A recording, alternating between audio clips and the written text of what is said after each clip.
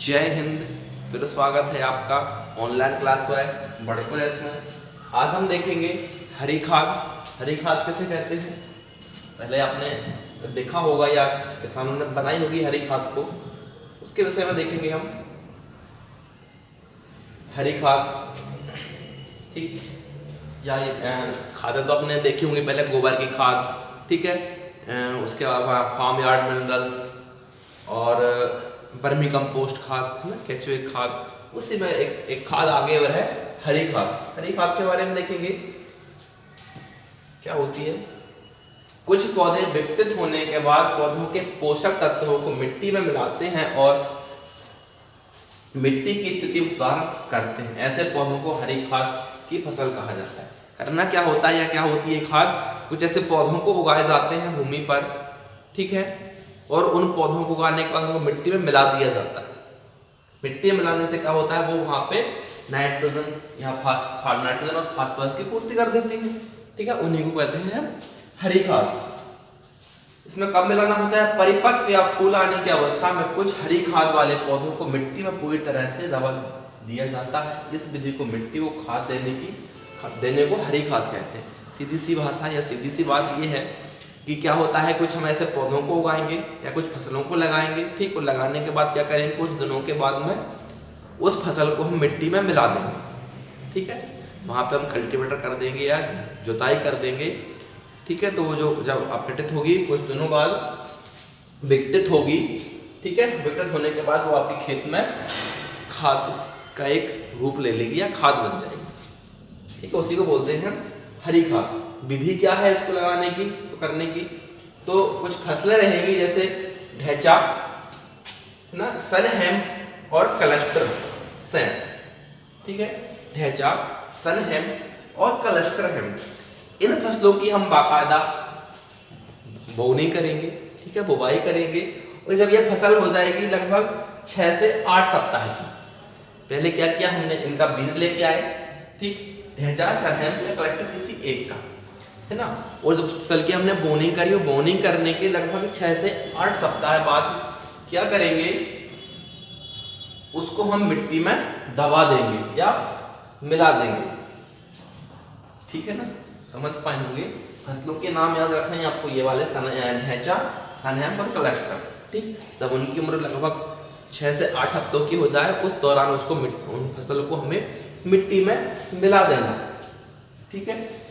और इन फसलों की क्या होता है, इनकी अवधि कम होती है, जीवन काल कम होता है इन फसलों का, ये नरम होते हैं, ठीक है, ये नरम भी होते हैं, इसलिए मिट्टी में बड़ी आसानी से जल्दी से ये मिल जाते हैं, और जल्दी से ये विकसित भी हो जाते हैं मिट्टी के अंतर्गत या मिट्टी के अंदर, ठीक है ना। इसी में एक विधि और होती है, तो सीधी आपने बोनी करी थी, जिस भी फील्ड पे आपको लगानी थी हरी खाद, वहां पे आपने बोनी कर दी थी।